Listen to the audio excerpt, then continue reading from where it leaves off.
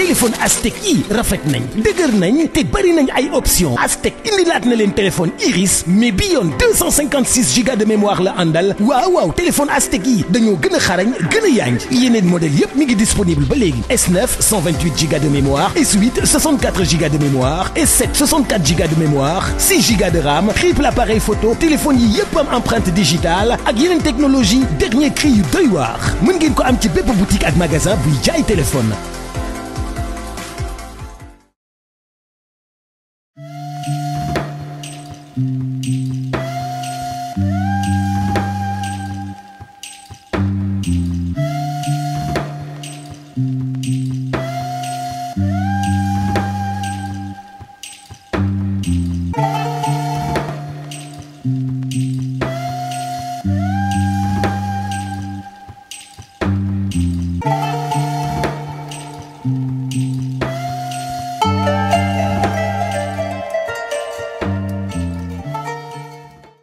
Tu regardes encore des podcasts vidéo avec des pubs? Découvre Podplay, la première app pour voir tes podcasts vidéo préférés sans interruption. Classé par catégorie avec 0 pub et du vrai contenu africain et international. Podplay, c'est ton nouvel espace 100% podcast vidéo, disponible sur podplaytv.com. Podplay, 0 pub, que du vrai contenu. Mata Style est une marque de prêt-à-porter, mode, haute couture, de créatrices destinées aux femmes, aux hommes et aux enfants. Mata Style existe depuis 2016. Mata Style, c'est la classe, l'élégance avec une finition précise sur nos articles. Les collections imaginées et produites sont à l'image des créatrices de renommée internationale. Elles s'inspirent des classiques avec des touches de légèreté toujours raffinées.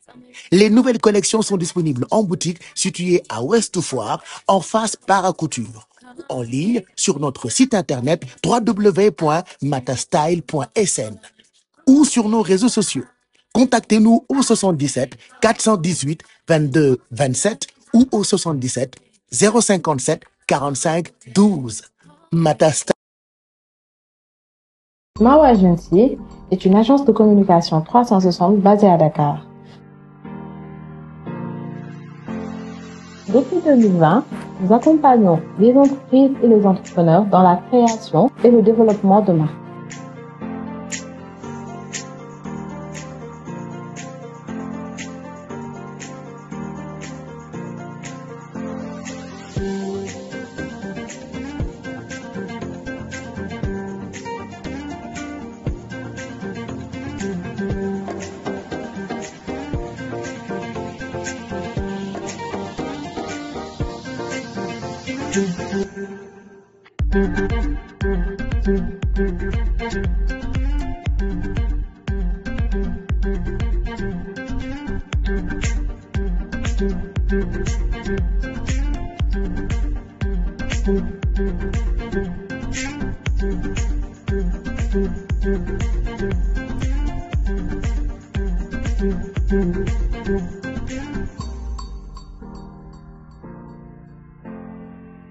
Avec Mawa Agency, communiquez avec impact. Vivez avec des résultats.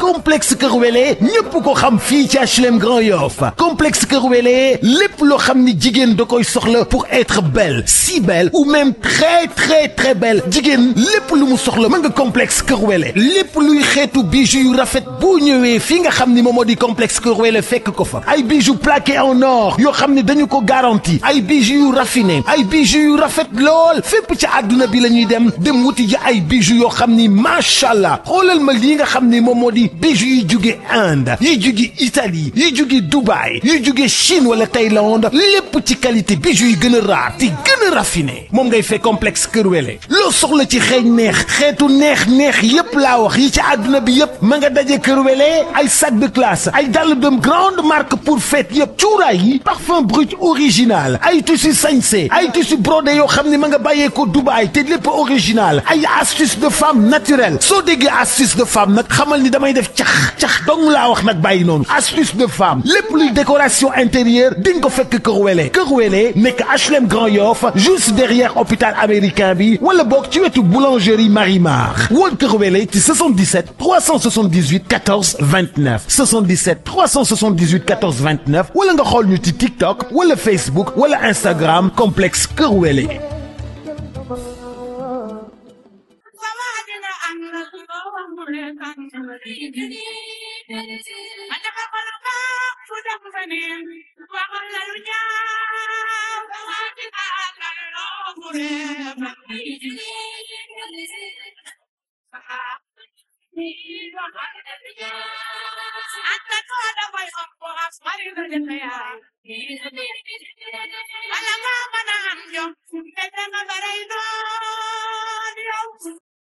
Salam sama gaay yi ñun ñoo ñëwaat ak yeen Pellos by PT Cosmetica sama client yi may laaj lu tax doo indi Indian hair ma ne leen waaw dama koy indi damay dugg ba biir Inde xool usine yi fa gën a baax xool qualité ko fa gën a baax ma indi ko teg ko ci kaw taabal ci tegal leen ko ci prix bu yomba képp koo xam ne nii bëgg nga jënd en gros wala nga jaayaat wala nga jënd di jaayaat contacté ñu ci numéro yi ñu lay jox wala nga ñëw ci suñu groupe bu WhatsApp loo am ñu jox la nga jaayaat en gros la ngay jaay mën ngaa commencé ci benn takk ba am 100 bul wala nga commencé ci benn perruque ba am 100 perruque loolu fii lay xewee ci PT Cosmetics kon nag daw leen gaaw contacté leen Indian hair lañ leen indi original képp ku bëgg greffage bu baax boo xam ne nii direct Inde lay jóge ñëwal nga contacté ñu loo ci bëgg a xam ñu wax la ko boo bëggee ñu ñawal la perruque boo bëggee ñu jaay la bul fii lay xewee boo nekkee biir Europe wala nga nekk Sénégal France Italie fépp foo mën di nekk boo ñu contacté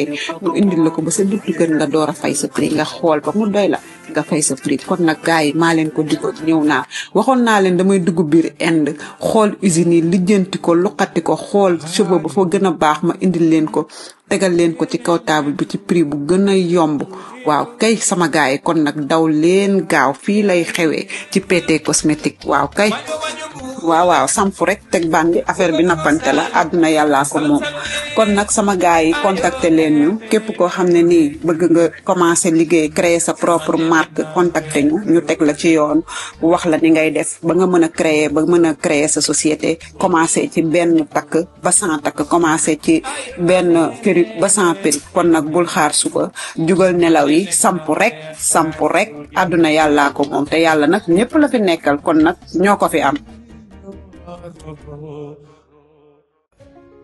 La maison Aramix. Une histoire de passion, d'audace et de parfum envoûtant. Bonjour, bienvenue chez Aramix. Laissez-moi vous raconter notre histoire, celle d'une femme inspirante et déterminée. Ney Aram, titulaire d'un master en management touristique, aurait pu suivre un chemin conventionnel. Mais sa passion inébranlable pour la parfumerie l'a guidée vers un destin exceptionnel. Elle rêvait de créer des parfums uniques, des fragrances qui transporteraient les âmes vers des horizons lointains, des moments précieux et des émotions intenses. Elle a décidé de suivre son cœur, de donner vie à son rêve et de fonder sa propre marque de parfum, Aramix. Au cœur de notre collection se trouve Chippy, un parfum floral et gourmand qui incarne l'élégance et la sensualité. Mais saviez-vous que Chippy est bien plus qu'un parfum? Il est un hommage vibrant, une ode parfumée à l'âme lumineuse de notre défunte sœur, Mati. Chaque note capturée dans ce parfum est un rappel poignant de sa joie de vivre, de sa grâce et de son amour inconditionnel. Lorsque vous vous enveloppez de Chippy, vous êtes transporté dans un monde où l'amour et le souvenir se mêlent harmonieusement. Chaque effluve délicate réveille des souvenirs doux et intenses. Mais notre collection ne s'arrête pas là. Découvrez nos autres parfums exclusifs, chacun portant en lui l'empreinte de l'amour et du souvenir. Sweetwood, une ode à l'opulence et au mystère, évoque des sentiments de puissance et de sensualité. Musk, quant à lui, symbolise la pureté et la grâce, capturant l'essence de la beauté intérieure. Chez la maison Aramix, chaque création est bien plus qu'un parfum. C'est une histoire, un lien profond avec ceux qui nous ont inspirés. Chaque goutte de nos parfums est imprégnée de l'amour, du respect et de la gratitude que nous ressentons envers nos clients. Rejoignez-nous dans ce voyage olfactif. Laissez-vous envoûter par l'émotion et la magie qui se cachent dans chaque flacon. Laissez-nous vous guider vers des horizons olfactifs inexplorés. La maison Aramix, laissez la magie des parfums vous transporter. Depuis 15 ans, Keifa révolutionne l'univers de la mode en Afrique et au-delà. Pionnière du costume africain, la marque fusionne avec brio l'héritage culturel de notre continent et les tendances contemporaines, créant ainsi des pièces uniques et intemporelles. Chaque création Keifa raconte une histoire de raffinement, de fierté et de style. Keifa, copié mais jamais égalé.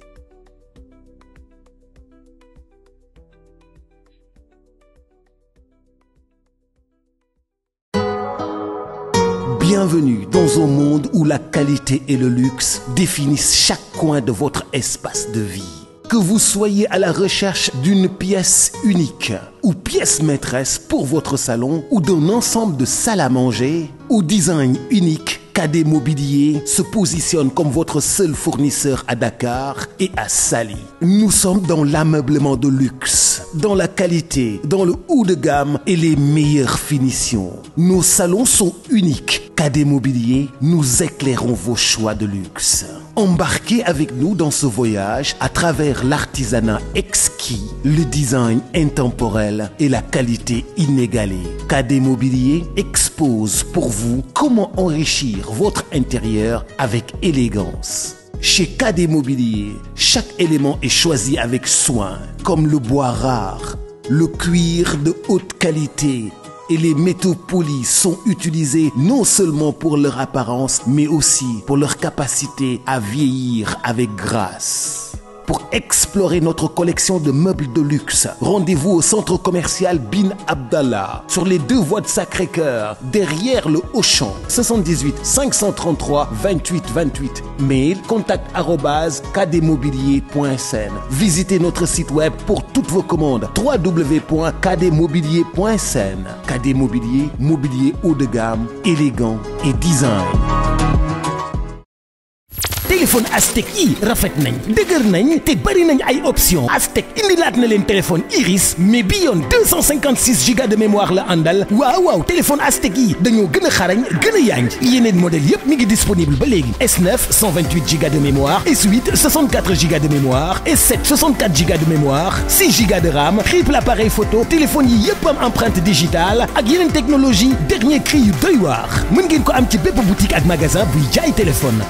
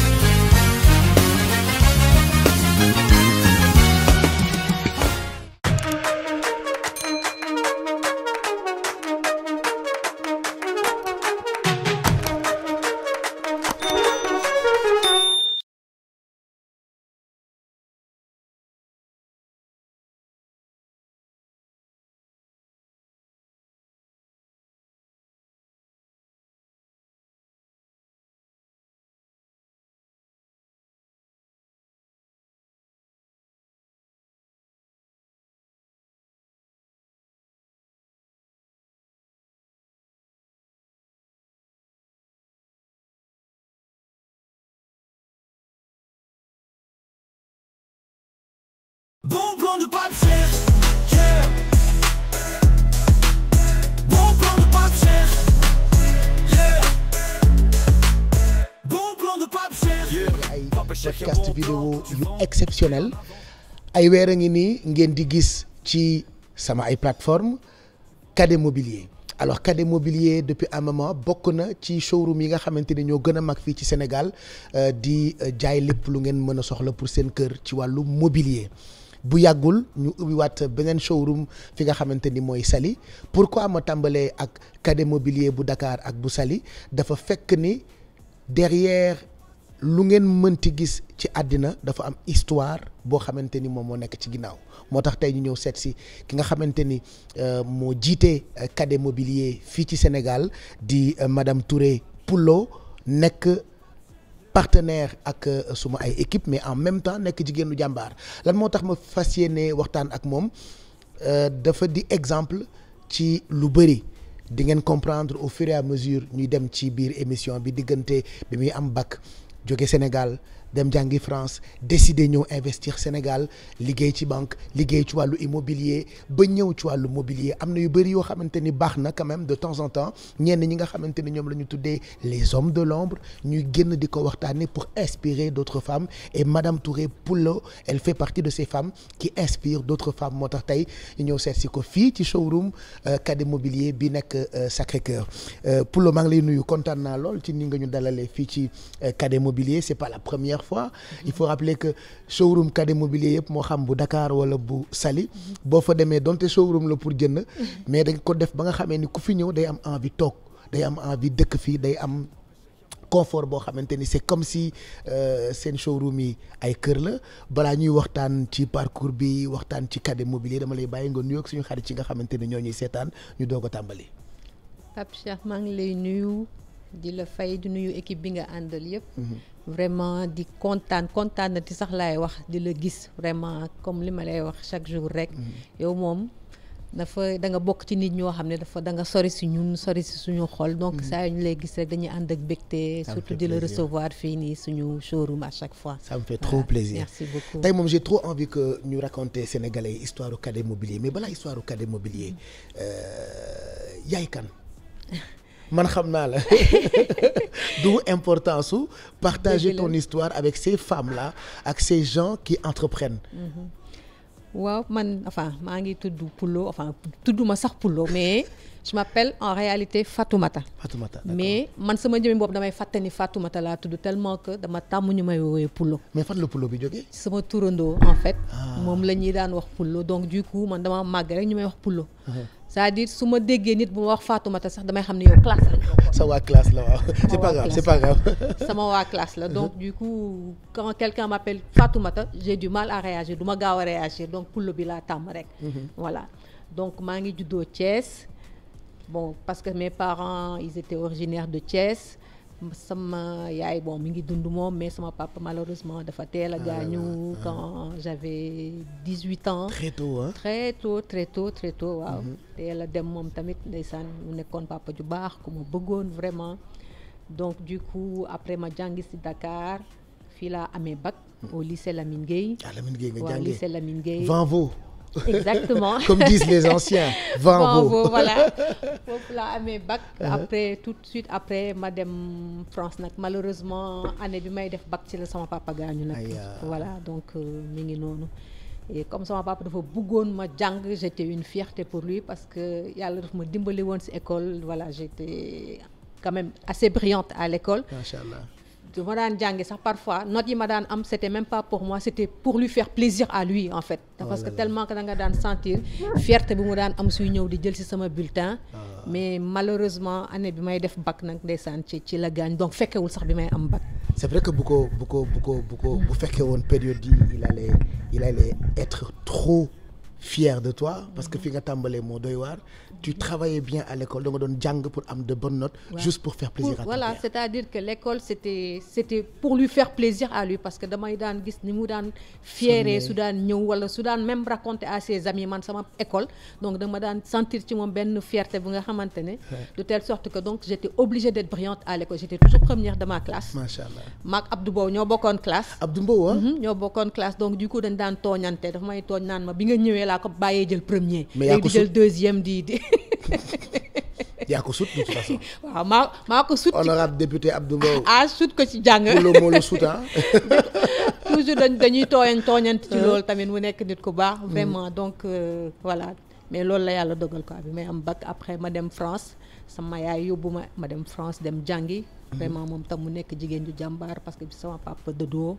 dafa takk ndiggam tam jàppale njabootam daal pour ses enfants tamit waaw. c'est vrai que avoir des parents yu lay jàppale loolu mooy stabilité xale loolu mooy stabilité doom bi apparemment muy sa papa muy sa yaay ils ont été à fond ci sa jàng. ouais sama papa il a tout fait c'est-à-dire il a tout fait pour que je réussisse parce que man maay taawam. yaay taaw en plus. je me rappelle même année bi mu feebaree ci bi may def bac. mi ngi feebar nekk hôpital principal mu xam nga rek xale moom doo réfléchir doo kii. ma ñëw tiim ko naan ko dafa sedd man awma pull vert. billaay ndeysaan comme mënul woon dem jóg jëndali ma pull vert mu ne ma demal sama armoire tel fii di nga fa fekk benn pullover bu rouge nga jël ko. pullover vraiment. billaahi ba léegi maa ngi ko garder tey jii maa ngi ko garder ba tey jii denc ko sama kër lay garder toujours tellement pour te dire rek parents ni mu mënee sonn ci doomam quoi pour mu sama papa bëggul woon ñu manquer dara. du ñu ñaan du ñu dem fenn c'est-à-dire tout ce qu'on devait faire ñun daal moom jàng la ñu santoon nañu jàng. Bon on est 4 parce que man. sama yaay enfin on est 4 enfants 2 garçons ak 2 filles. Mais yàlla dafa def jigéen ñi ñoo brillante école góor ñi nekk ay nulard. Pourquoi tu dis ça? donc jigéen ñi ñoom ñoo dàq jàng. góor ñi ñoo nekk ay sama taawu yaay. Habib nekk ci digg bi. Ibu ak Awa ñoom ay seex lañu. Ibu mooy ardo yo moom la ñëpp xam. Sénégal moom la ñëpp xam waa Ibu Sow. donc Ibu ak Awa ay seex lañu. Et du coup Awa dafa mënoon jàng ba nga xam ni Ibu nekkoon seen nulaaru classe. Awa bu jëlee premier Ibu taare lay jël. léegi nag sama papa day wax ni. bu Awa naree passé daf koy wax non non nañ ko redoubler pour mu xaar see xam daal. parce que bëggul woon mu raw ko nag. donc il l'a fait 2 fois. Et on lui a dit à un moment nag il faut arrêter parce que kii du dem tamit. duñ fi tardé. donc du coup voilà quoi. loolu daal comme quoi c'est-à-dire jigéen ñi ku leen jàppale ñu doon ay jàngkat. exactement surtout quand tu es dans une famille nous autres à l'époque dañu doon tàmm di gis ni góor ñi lañ doon gën a ñaax ci jàng bi jigéen oui war na jàng mais bu cartouché rek mooy loolu quoi. alors que góor comme jigéen ci kër ñëpp la ñu war a jàppale pour ñu góorgóorlu ci jàng bi. et ça a été le cas pour tes frères et sœurs. tout à fait loolu la dañu naan góor baax na jigéen baax na mais surtout jigéenu tey yi Pape Cheikh jigéen ñi ay jàmbaar lañu vraiment ñi ngi góorgóorlu man de.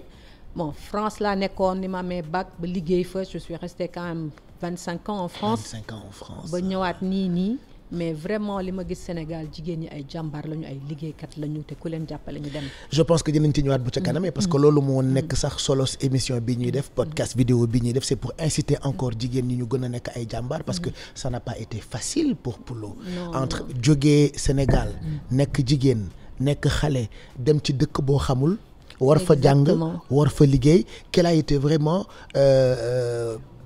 l'histoire de ton parcours en France bi ngay jógee fii balaa ñuy ñëw ci ce retour ak investir au Sénégal. tout à fait donc man bi ma demee France en fait yàlla daf ma dimbali xam nga nit di nga dem France sax doo am foo nekk di taxawaalu sonn mais man yàlla daf ma dimbali sama doomu bàjjen ñu koy wax Fat Diak ak jëkkëram El Hadj Ly donc ñooñu sax dañ daan wax sama papa bis bu Poulo amee bac il faut que mu ñëw France parce que man Pape Cheikh samay doom bàjjen dañ ma bëgg. c'est une chance. xam nga damay tooñ Mati Thiam Dogo naan Mati Thiam Dogo li mu naan dañaan dafa bëri ay bàjjen mu ne ku baax baay bëri bañ effectivement man sama maam ñun ñaari doomi góor rek la am. dañu bëri ay jigéen tamit. donc du coup sama doomu bàjjen yi sama papa comme ni mu teelee gaañ sama famille papa ñun dañu téye bëgguñu. parce que à travers li ñu gisatul suñu papa donc ñun la ñu téye. donc bëgguñu sama doomu bàjjen boobu nag Fat Diak ci laa dem France këram nekk ak moom mais vraiment nekk à l'aise moom jëkkëram jàppale ma vraiment dimbale ma ci sama jàng daal. xam nga kon dundu. pas coono jafe-jafe immigré comme on dit doo am foo nekk doo am foo kii non sama yaay itam góorgóorlu dugal ma ci école bu baax di ma fayal jàng vraiment sama yaay elle avait benn atelier de couture fii nii Sénégal donc du coup lu mu amaan daf ma ko daan yónnee pour ma fay sama école donc après ma dem nag xam nga rek petit boulot téye ay xale comme presque beaucoup voilà comme def ménage et tout ça là du fii góorgóorlu final ne ko bàyyil man may débrouiller di fayal sama bopp nag donc commencer débrouiller wu jàng liggéey en même temps ba mën a fayal sama bopp école incha allah après yàlla nag boole ma ak sama borom kër. foofu laa ko finalement da nga sëy mais balaa sëy bi lan moo nekkoon sa secret ba nga am naka laa koy waxee parce que yenn saa yi bitim réew dañuy jàpp ni ñaari yoon la soit da ngay baax wala nga bon et c'est jamais évident surtout pour jigéen encore je le dis qu'est-ce qui t'a motivé qu'est-ce qui t'a poussé vraiment à jaar ci yoon bu baax bi ba finalement àggali sa jàng sëy ba ñëw investir Sénégal. Pape Cheikh man fi ma juddoo ku fa juddoo mënoo bon parce que man sama papa daf ñu yar ci diine sama yaay tam ñu gis ko muy doon jigéen ju jàmbaar di jàngi et puis man bi sama papa gaañoo ma xam ne man maay taaw gis samay rakk booba ñoom Ibou ñii ils avaient quoi ay 12 ans nekk ay xale ci la gëj a caaxaan ba tey ji may wax ak yow c'est-à-dire depuis âge boobu ci laa xam ni man fo waruma. te yaay taw en plus caaxaan waruma. donc ay jàdd ak def lu xale yi di def ak yooyu waruma woon parce que aussi j'avais une mission. sama yaay jigéen la am njaboot gu ndaw. man ma nekk taaw xale yi war a xool ci man ma war a nekk seen royukaay.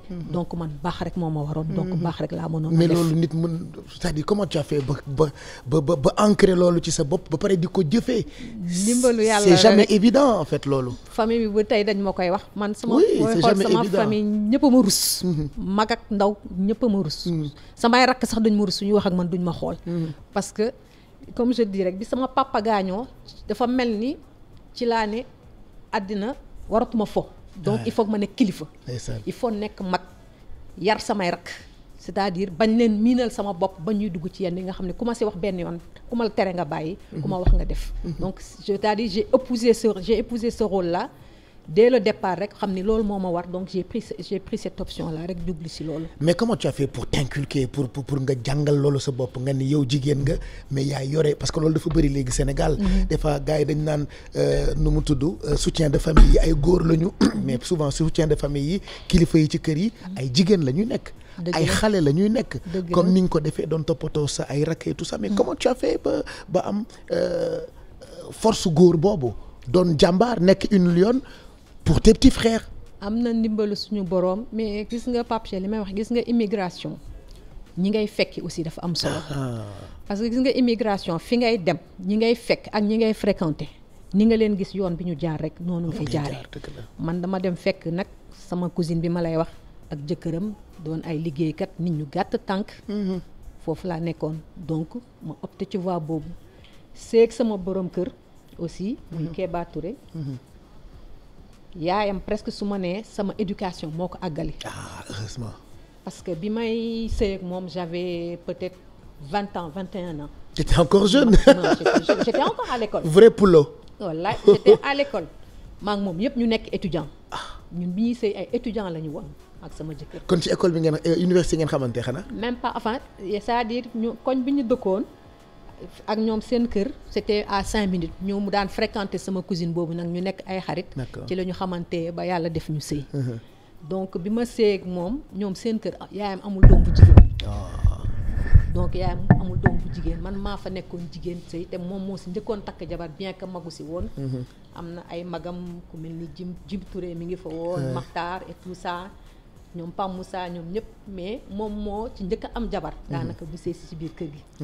ma ñëw nag sëy si seen kër. moom fa jigéen yaayam bu ma ne sama parce que li may wax toujours rek xam nga nekk xale ba ni ngay màggee quitter seen kër à 19 ans dem di sëy fenn ba tey jii may wax ak yow j'ai presque la cinquantaine. su may boo ma ne yaayam moo ma yar. kon at yi ma def si ñoom defuma ko sax suñu kër. tout à fait. yaayam nag nekkoon jigéen ju jàmbaar wax dëgg yàlla dafa génn àddina léegi. mais Pape Cheikh jigéen ju baax. kooku su ma doon wax si moom mun naa toog fii di wax si moom ba suba parce que am na lu bëri moo ko def si man. parce que dama ko fekk mu nekk jigéen yor ay doom yu góor nekk une dame de fer. di liggéey boole ko di yar ay doomam.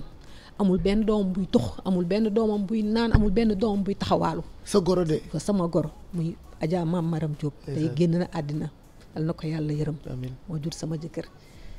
ak yor ay rakkam aussi ma fekk fa ay rakkam aussi ku mel ni ay Mbombe ay Fat Diop ñoom ñëpp ñu nekk si biir c'était une grande famille macha allah.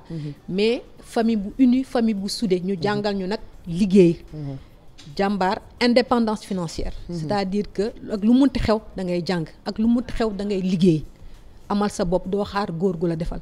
man sama góor toujours daf ma koy wax il faut que ngeen di liggéey il faut ngeen di jàng. ngeen mënal seen bopp au moins du ngeen dépendre ci kenn. donc loolu lañ ma inculqué loolu moo waral tey jii ma mel nii ma mel. et puis da ngay tenir discours boo xamante ni rarement laay dégg jigéen di ko tenir maanaam di wax ci sa yaayu jëkkër ci yar bi mu la yar ak li mu def ci yow jusqu'à sa xol di ci tooy. kooku mënuma ko fàtte parce que xam nga nekk xale sori say parents sori sa famille mu téye la te yàlla rek tax. tax booba li naan dara xewul lii yëpp xewul. on était des étudiants. man dafa daan jël ci xaalisam di ma jox pour bañ ma manqué dara. dama ko daan sax kii ba nga xamante ne dama ko tàmmoon ci moom ba nga xamante ne su ma xulawaan ak sama jëkkër sax damay dof daal di génn ne maa ngi fay dem genre fay fa damay dem ñibbi sama kër cousine bi su ma demee damay toog si benn arrêt car mais damay jékki-jékki rek seen ko ak grand boobu mu di ma wër si mbedd yi mbeddu Paris yi billaahi ndax du bugg sax suñu waa kër xam ne am naa lu man xari wala la nanga kooku lu ne defal na ma ko baax Cheikh goro bu baax la billaahi goro bu baax ku mën a sonn si njabootam sonn si famille am man loolu laa tam njabootam nag delloo ma ko parce que dafa ma bàyyi ak ay sëram bàyyee ma ak ay frère ñoom keebaay yi xam ni doonatuñu samay beau frère samay frère lañu parce que dafa mel ni ñoom laa bokk ak ndey ak baay ku ci takk jabar maa ko takki seen jabar seen doom yi bàjjan lañ may woowee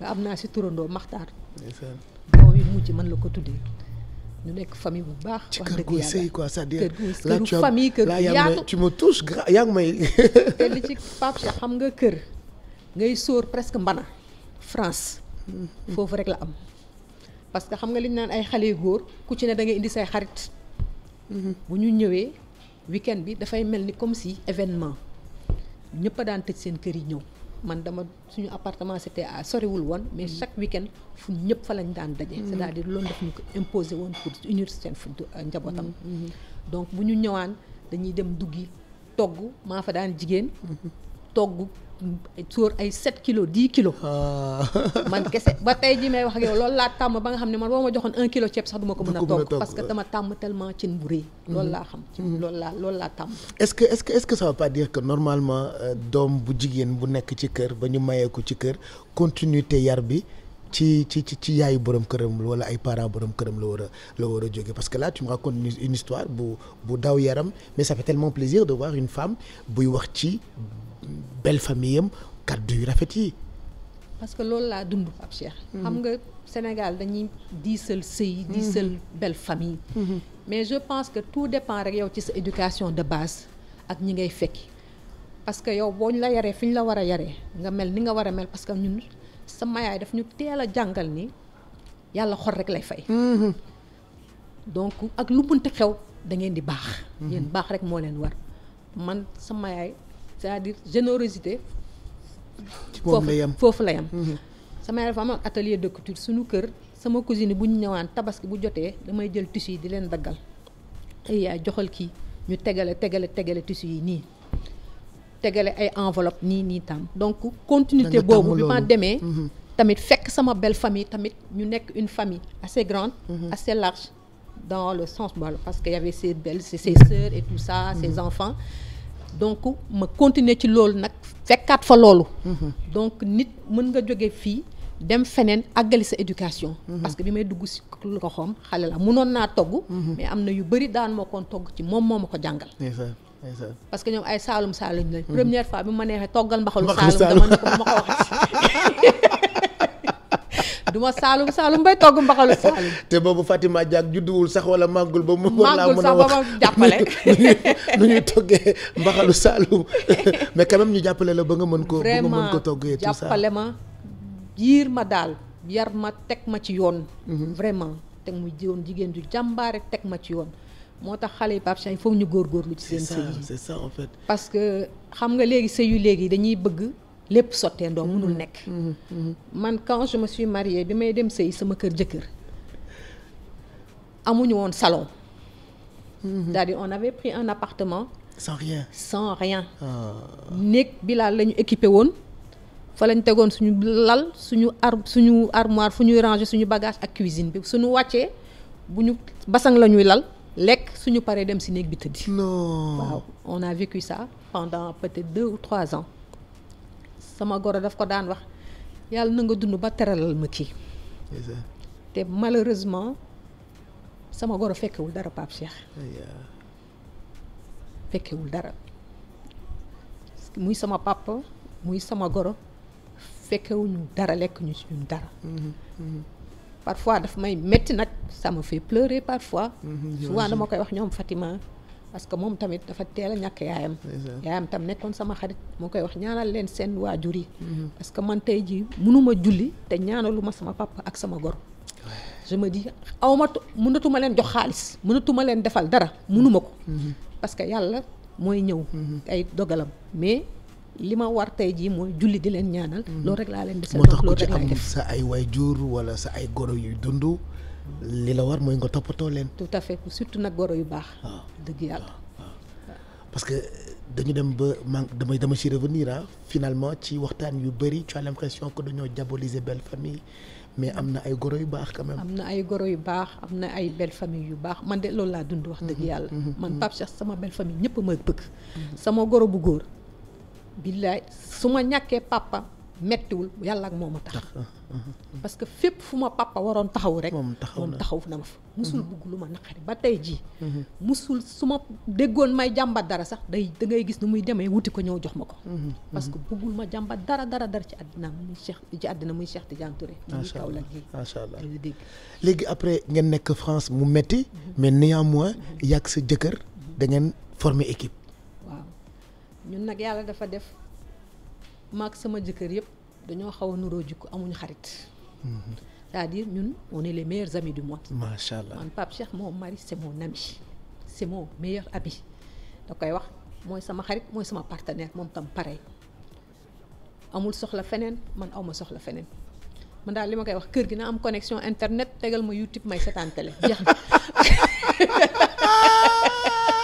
di seetaan face à Pape Cheikh Diallo. Ça fait 27 ans qu'on est mariés. 27 ans.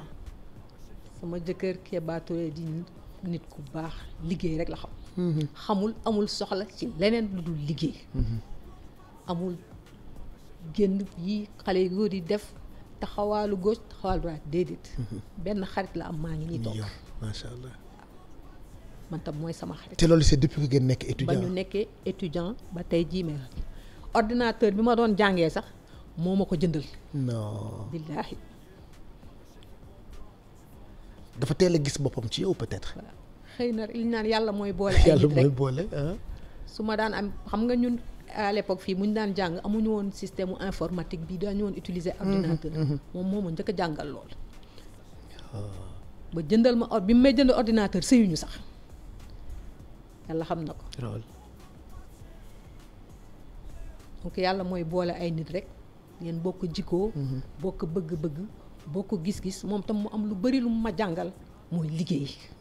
moom ci moom laa gën a jàngee lan mooy liggéey. la notion du travail la rigueur dans le travail. parce que borom kër dafa war a mottali jabar mais jabar tam dafa war a mottali borom kër. tout à fait à vous voir loolu moo tax ma poser la question à savoir ndax da ngeen jékki-jékki rek former seen équipe bu bopp mais naka la choix wu jógee France ñëw Sénégal investir naka la choix bi tàmbalee quel a été le déclic. pour l'eau madame Touré mu ne écoute def naa France plus de 20 ans liggéey naa fi et surtout que da nga doon occuper ay postes yu am solo foofu France. man liggéey naa 15 ans Société Générale. Société Générale dans la banque waaw. liggéey naa 15 ans Société Générale bi may dem sax démissionné ma woon année sabbatique rek laa jëloon parce que man en fait sama jëkkër dafa teel a créer entreprise. c'est-à-dire moom c'est un entrepreneur dans l'âme. moom bi mu yàlla defee mu def bac. dem école ingénieur defe naa salarié xanaa 3 mois la ko def. mënu ma nekk salarié. salarié moom parce que toog ci benn place daal suba ba ngoon. ñu lay virer sa salaire. waaw nee na des fois nga toog 2 mois doo jot ci salaire bi. quand même njëkk a créé yàlla nañu yàlla musal ci salarié man je ne suis plus salarié je suis toujours salarié mais bon. entreprendre leen quoi parce que liggéeyal nit dafa metti te moom Kéba il a compris ça très tôt. man foofu da nga fay teg sa baaraam moo wax ak sénégalais yi seen doom yi bu dee ñun suñu wàllu wéy na seen doom yi yar leen ci entreprendre yar leen seen doom yi ñu jël ay initiative liggéeyal nit dafa metti liggéeyal nit de man en tout cas dañu ragal xam nga dañu ragal entrepreneuriat c'est-à-dire dañu bëgg sécurité weer bu dee nga yor sa salaire. def école def si yenn say salaire du ñëw waaye des foofu de dugalal nañ ma benn mois fan yi sax non mais c'est vrai hein regarde man par exemple j'ai dit la dernière fois que vieille école laa bokk man li ma xam mooy liggéey weer bu dee jot nga jot sa solde faj sa soxla mais imaginez boo jotul sa salaire imaginez bu société bi soxlaa redressement imaginez bu société bi fayitee imaginez bu syndicat bi jógee quand même yooyu yëpp ça peut arriver quoi donc autant nga teel a xam entrepreneuriat te loolu defe naa dañ ci war a yar suñu doom yi et je demande aux parents ñu yar ci seen doom yi waaw mi ngi noonu donc moom Kéba dafa teel a nekk moom entrepreneur mënul nekk salarié. donc mu commencé première entreprise bu mu créé entreprise de sécurité la woon. c'est bien en France. c'était xawmatuma sax ban année la yàgg na boobu sécurité xewul sax fii je me rappelle premier contrat bi ñu amoon nag boo ma gisee maa ngi sol jean topp si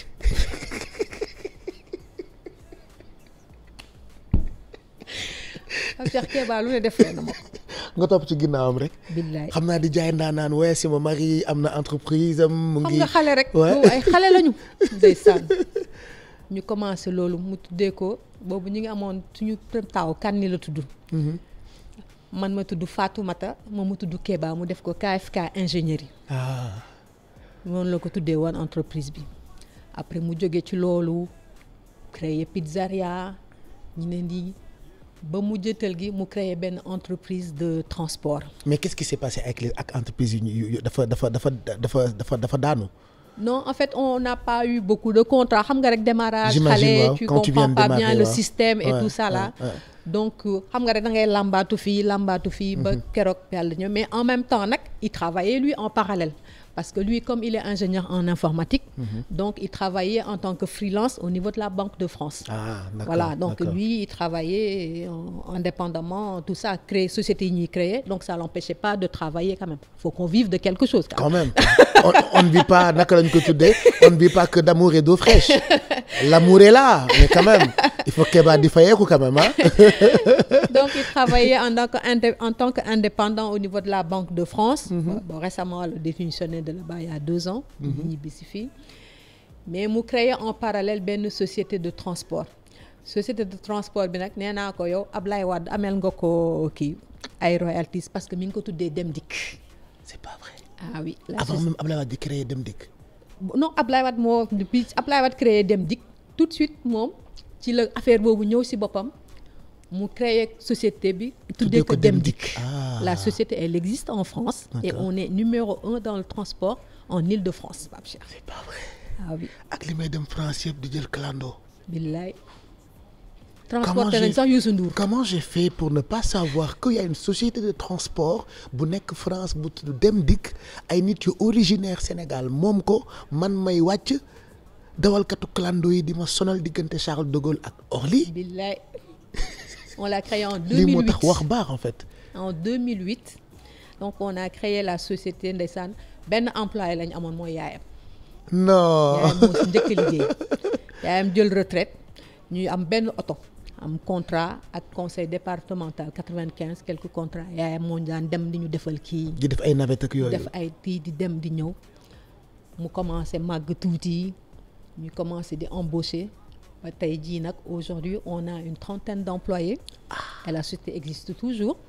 te mu ngi dox. mi ngi dox macha allah vraiment on est les premiers transporteurs en Île-de-France.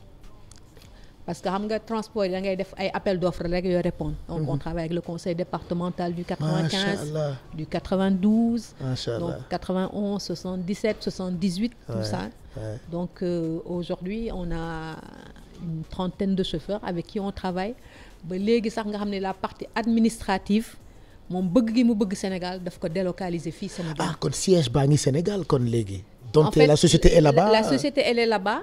mais tey jii toute la partie secrétariat. tout le travail ak yenn kii yi waa sénégalais ñi fii ñoo koy def ñu nekk fii Sénégal on l'a délocalisé ici ku mel ni ay Mame Fama Samb ñoo koy def. Bay Taal ñoom ñëpp ñoo fii par exemple tey bu tubaab yi wootee ñi leen di wuyu ñi ngi toog fii Dakar. c'est comme le centre d'appel au Maroc. exactement exactement ça. j'adore cette stratégie loolu mooy wane encore mbëggeel bi ci Sénégal quoi. moom daf ñu daan wax à l'époque su may ñibbi Sénégal da leen di bett. ñu naan ko da nga bëri caaxaan. te loolu neexul a gëm. billaay à l'époque bi mu koy wax pour quelqu'un ko nga xam ne il a grandi en France. parce que lui quand il est parti man bi ma amee bac laa dem France mais lui quand il est parti en France il avait 4 ans. mi ngi noonu moom ay frères am donc ñoom ay France naabe lañ daanaka. ay tubaab lañu. ay wees mais ñoom ñëpp nag ñoom mais loolu ci yar bi la rek. seen papa ak seen yaay dañ leen teel a wan ni que seen mbokk yaa ngi Sénégal amu leen lu ëpp Sénégal donc ñoom dañu am attache ci Sénégal ci seen famille fii seen kër ba muy seen côté bàjjen yi côté papa comme seen côté yaay aussi seen tante yi. muy ay nit ñu baax ñu c'est vrai que boobu tam parenthèse laa ci ibi ñi gën a sénégalais yi nekk bitim réew que muy alpulaar que muy ñeneen ak ñeneen dañu yar seen doom yi ci diine l'islam yar leen ci ne leen ay sénégalais lañu. quand tu pars en France par exemple da ngay gis dugg ci kër alpulaar doom bi fa lay juddoo fa lay màggee tubaab lay làkk mais bu la làkkalee alpulaar sa xol bi dafay sedd. quand je pars en France nga dugg ci benn kër gis xale bi foofu la juddoo fa la màggee mais buñ jëlee seen sijaada yi bay julli sa yaram dafay daw quoi. comme quoi y a beaucoup de sama doom moo tax may julli fajar. ah oui dañuy wax ñun fii Sénégal suñu doom yeeg yooyu mais. ñi ne France ni ñu yaree seen doom yi dafa garaaw. sama doom il a 18 ans Jim. bi mu commencé julli fajar laa ne man nag yeewu di jóg julli fajar jot na. et jusqu'à maintenant nii may wax ak yow waxtu du ko raw. chaque matin day yeewu julli fajar balaa moo jàngi. loolu moom man maa ko seetlu bitim réew c'est-à-dire da ngay nekk Canada gis xale yi da ngay nekk France gis xale yi gis doomu sénégalais yi ni ñuy fonkee seen diine. ni ñuy amee yar yi nga xamante ne ñun dañoo foog ni yar yooyu fii la fekk baax mais ñoom fàttewuñu seen réew. et ça a été le cas pour ce borom kër. ñu baax ñi ñu ngi baax rek. wallaahi ñu baax c'est-à-dire jikko foo dem da nga koy yóbbaale. c'est-à-dire boo baaxee nga nekk Sénégal nga nekk Canada nga nekk France foo mënti nekk rek ci yar sa éducation de base bu amee solo rek noonu ngay continuer. donc moom ñu yar ko voilà toujours daf leen doon wax ni bés bu may dellu Sénégal daf leen bett mais tëb nañu histoire bi ci njëkk na créer ay entreprise ba dem dikk ñëw mais avant dem dikk ñëw depuis at yooyu noonu dem dikk actuellement mu ngi def mu ngi rouler comme il faut lan moo tax xàddiwul woon ci yu njëkk yi persévérance bi ngeen amoon yéen ñaar. c'est sa nature c'est pas quelqu'un qui baisse les bras. c'est-à-dire moom yoom la je dis rek amul soxla beneen bu dul liggéey. c'est-à-dire moom du lundi au dimanche il travaille amulu ko guddi amulu ko bëccëg. culture boobu la ñu yarantee ñun ñaar suñu biir. donc noonu la ñuy doxalee moo tax amuñu soxla ci mbedd mi. amuñu soxla dem feneen amuñu soxla ay wuti ay xarit ou ay àndandoo tout ça. ba dañ ñu koy tooñee sax ñun de toute façon. ñoom dañoo waxee ñu ne ñii ñoom liggéey rek la ñu xam ay juifs. mais lan mooy secret bi parce que d'habitude pour ceux qui regardent et qui veulent entreprendre. defe naa partie bi daf leen di soxal da ngay gis nit dugg ci dara bu doxul mu gedd wala mu xaddi lan moo tax yow ak sa borom kër musu leen xaddi. ci entrepreneuriat. gis nga looy munti def chaque chose rek expérience la. c'est-à-dire li ñu naan ndar xëyul rek sotti. mën nga commencer dara marché wul c'est pas pour autant que ni yow waroo réussir ci leneen. quand même donc bu lii doxul aussi da ngay toog nga def sa jàngat xool lan moo tax marché wul. expérience la nga moom essayer waat leneen et cetera wala nga ñëwaat rebondir sur la même chose mais mieux fait en fait. donc àddina noonu kese la. c'est-à-dire baisser les bras moom. ak loo mënti def moom waroo ko def. waroo xaddi waroo xaddi on va pas baisser les bras. et puis du da ngay def tey rek nga am tey mënul nekk. Pape Cheikh mënul nekk. c'est-à-dire nit li ñu naan étape par étape la rek. say ji A laa toll B mooy sama objectif. naa dem B bu ma àggee B jéem a dem C mais mënoo jóge A ne damay dem Z directement. xam nga loolu mooy indi lu bëri ngay on se casse la gueule duñu comprendre. c'est parce que on a brûlé les étapes. dara xëyul sotti. voilà dara xëyul sotti. les gens voient dañuy gis nii rek foog ni dañuy jékki-jékki rek. am lii alors qu'il y a une histoire derrière. comme j'ai dit tantôt voilà coono yi door di nga toog parfois nga sama goro xam nga lan lañ daan wax. mu ne France gi tant que toogoo ba sa rangoñ dal sa dënn rek xamal ne accès goo. dëgg la donc il faut nga toog ci ay difficultés yu nga xamante ne voilà ba nga xam ni nag sonn nga démarrer waat takkaat sa ndigg démarrer waat. donc doo bu sa baisser les bras. donc ñun loolu la ñu xam. loolu la ñu tàmm looloo tax peut-être ça marche aujourd'hui. et après dem dikk quelle a été la suite. En fait Dem Dikk bon ça continue toujours man avant may liggéey Dem Dikk j'étais à la Société Générale. donc ki ñu daan liggéeyal ndeysaan dafa gaañu sax moom tam Babacar bi muy bàyyi Dem Dikk moom mu woo ma sama jëkkër ne ma vraiment Babacar mu ne day bàyyi mais il faut que ma am keneen ku téye entreprise bi. donc du coup moi j'ai posé une année sabbatique à la Société Générale pour ñëw jàppale ko ci liggéeyu Dem Dikk bi. c'est comme ça qu'on est parti commencé 1 an 2 ans man foofu. ba nu may démissionner Société Générale mais man Société Générale branche bi man nekkoon j'étais dans le financement des promoteurs immobiliers. donc si laa xam tuuti immobilier fa laa ko jàngee maîtriser ko. su ma daan ñëw vacances fii ma naan sama jëkkër man dama bëgg a tabax hôtel Sénégal xam nga rek rêve rek ay projet nii nangam ba nu ñuy commencer fii nii ma commencé di def immobilier Sénégal jënd terrain Saly commencé tabax bu ma njëkkee ñëw Saly ma ni pourquoi tubaab bi du ñu defal ay cases tout le temps rek yaakaar na ñun ay néegu ñax ak ay ñooyu ñu mel ni ay kiriko pour lan loolu ma daal di defar sama plan ñëw dessiner j'aime bien dessiner je prends mon temps dessiner sama plan ñëw ñu tabaxal suñu kër France benn jour may kaf ak ñoom rek ne leen waaye yéen su ma leen yóbbu woon Sénégal est-ce que di ngeen ñu dem ngeen tabaxal ñu foofu ñu ne ma amul problème comme ça c'est parti de là donc ils sont venus avec nous on les a installés fii Sénégal oui kenn ki léegi am na fi jabar ba am ñaari doom non oui donc on est parti de là commencé noonu immobilier commencé tabax ay villa yu rafet yu moderne Saly donc commencé ci loolu après j'ai commencé à décorer les maisons et tout ça te boobu da nga doon ñëw vacances kese da nga ñëw vacances rek di dellu dellu et cetera loolu rek la doon def. Et est-ce que tu pensais que dina sotti à ce point yaa ngi nekk Sénégal yaa ngi nekk France plutôt miinatuloo Sénégal xamatuloo rouage yeeg yenn mbir yi mais néanmoins tu étais à cheval entre Sénégal ak France terewul sa business di dox ci wàllu immobilier est-ce que xalaatoon nga ni di nga am possibilité boobu parce que les gens maintenant ont peur de venir investir au Sénégal. Il y a de quoi nag il y a beaucoup d'immigrés yoo xamante ni ñii lekk nañu seen xaalis ñii arnaqué nañu leen ñii sàcc nañu leen ñii seen ay mbokk toroxal na leen donc pour nga gis ku jógee bitim réew comme ni ils vous ont fait ça. Ah oui, on est passé par là te yaakaar naa immigré yu bëri dund. Ah oui te loolu moo gën a mën a dagg xol quoi. voilà man de ñun Pape Cheikh am naa période boo xam ne sax geddoon nañ Sénégal ba dem jëndi kër Maroc. Il y a de quoi. billaay geddoon nañ Sénégal ba dem jëndi kër Maroc toog fa ne daal ñun léegi bu ñu jëlee suñu retraite Maroc la ñuy ñibbi toog Maroc. toujours après ci la ñu xam nga rek parents yi waxtaan ak yooyu fii rek ba ñu commencé ñëwaat mais.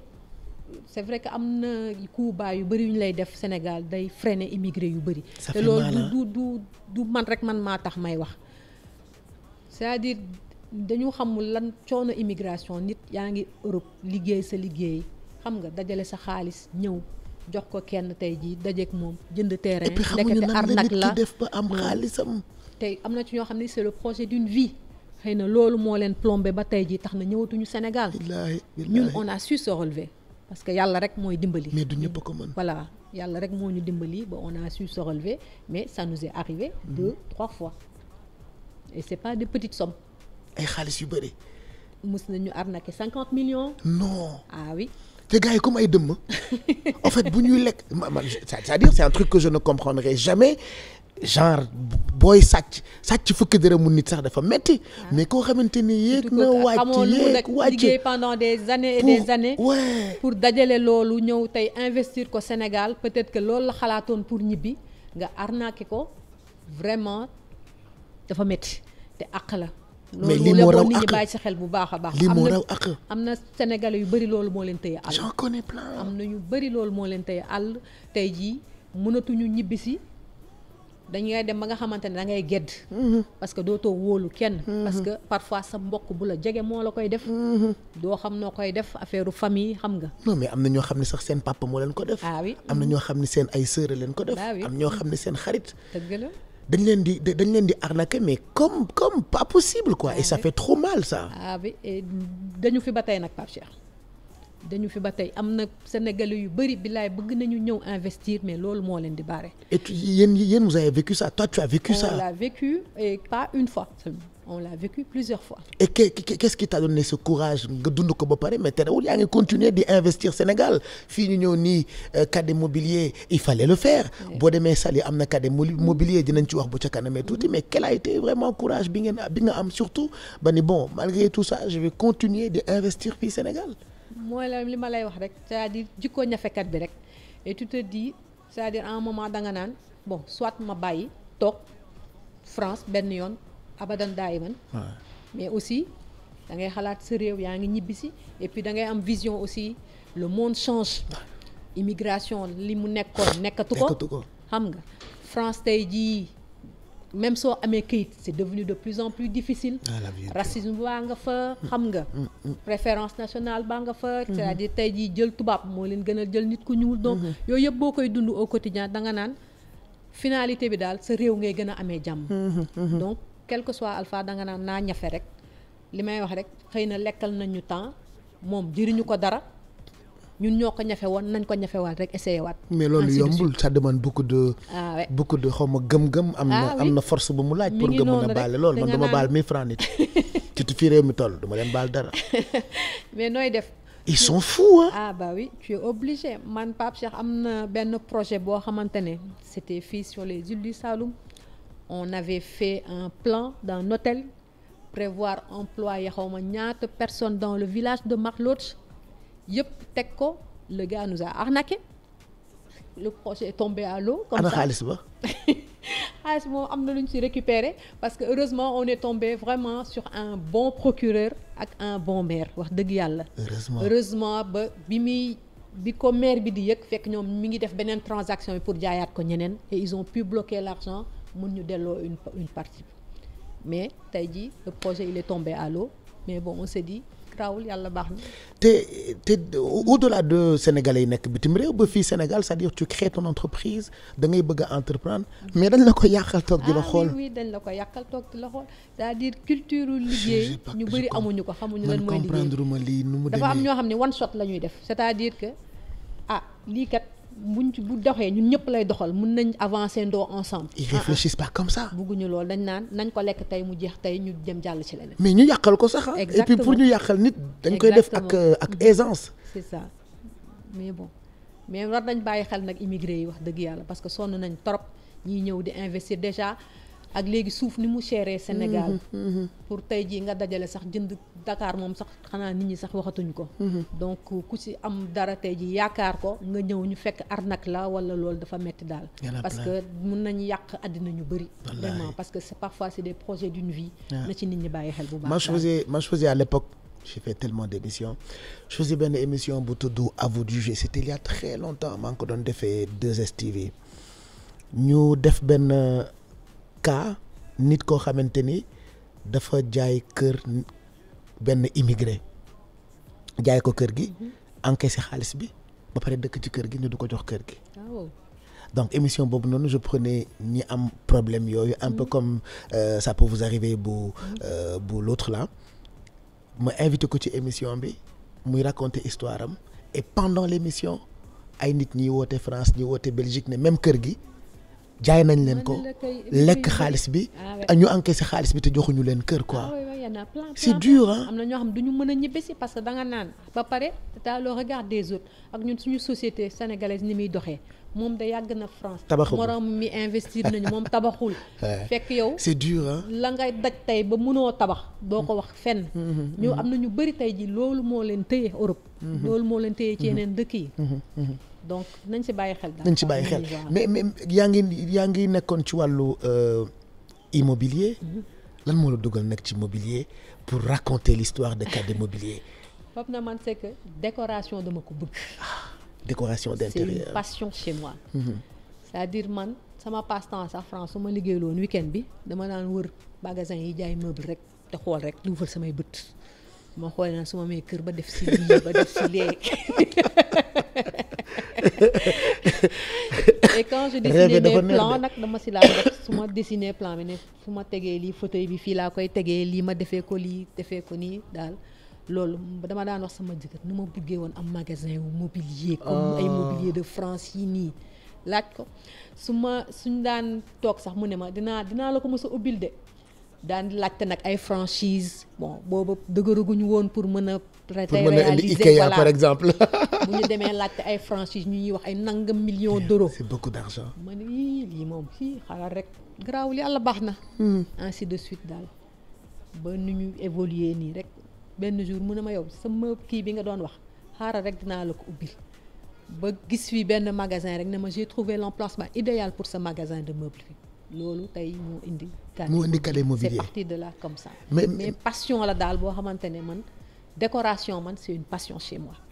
mais peut-être avant passion bi bonne période nga décidé pour ñëw Sénégal pour ñëw investir Sénégal c'est vrai que yaa nga doon investir mais pour venir s'installer quitter la France après 25 ans pour ñëw ubbi Kadé Mobilier. en fait ñun suñu ñibbisi Sénégal on l'a même pas préparé. non je t'assure hein c'est-à-dire on venait comme on travaillait avec Dem Dikk c'est notre entreprise donc on n'est plus tenu ci ay congés yooyu nangam donc on pouvait ak évolution technologie bi xam nga aujourd'hui ak l'internet et tout ça foo toll mën nga liggéey télétravail beeg yooyu ak Covid bi surtout ça a mis quand même man Covid bi fi Sénégal la ma fekk heureusement man donc j'étais bloquée au Sénégal moom il a pu repartir dem bàyyi ma Sénégal donc je suis restée 4 mois au Sénégal may liggéey ci sama ordinateur fii terewul di piloter Dem Dikk en France ñu ne mais li mën na nekk donc c'est parti de là donc on l'a pas préparé donc avant dañ daan ñëw vacances 1 mois finalement on restait 2 mois